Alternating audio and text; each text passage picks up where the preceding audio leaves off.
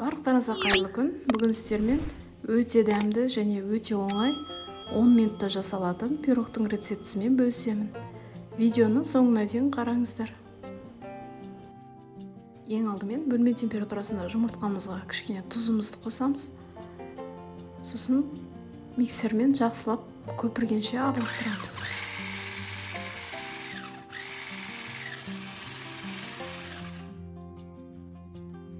Видеодағыдай 2 есе ұлғайған кезде қантымызды қосамыз.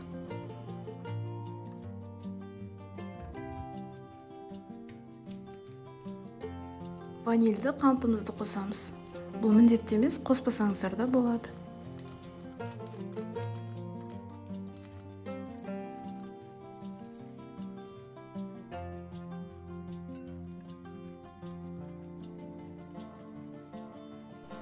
Сосын миксермен тағы да араластырамыз.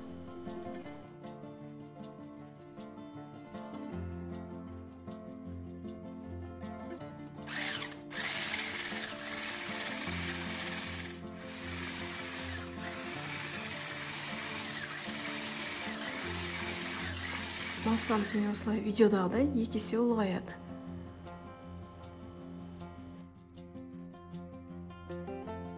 Қаймағымызды қосамыз. Менде қаймақ дүкендікі 20%.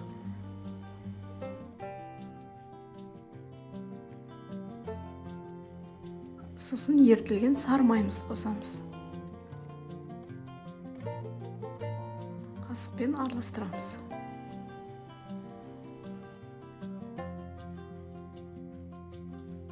Үйректен өткізіп қамыр қопсытқышымызды, сосын ұнымызды қосамыз.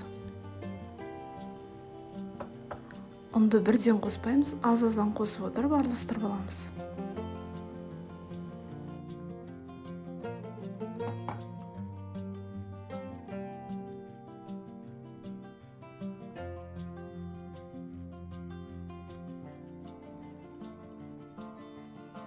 Массамыз басылып қалмас үшін төменнен жоғары қарай араластырамыз.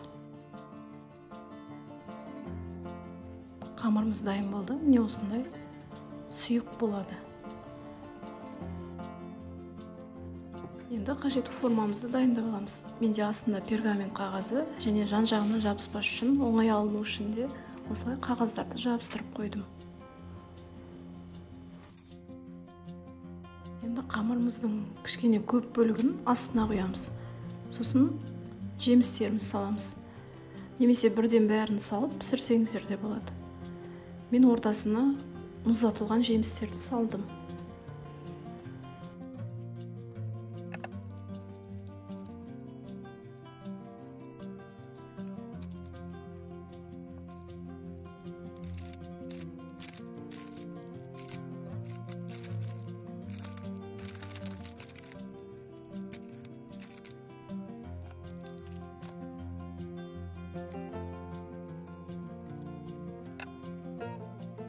Міне осылай барлығын салып алдық. Енді алдын ала қыздырылған пеште 180 градуста шамамен 40-45 минутта пісіріп аламыз.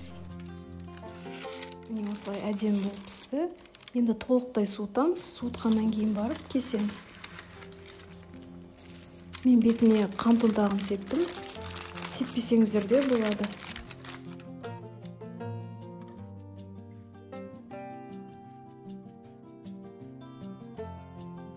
Осымен өте дәмді және оңай жасалатын пирогымыз дайын. Видео ұнаса, лайк басып, пікір қалдырыңыздар. Сіздермен болған Әсел, келесі видеода кездескенше.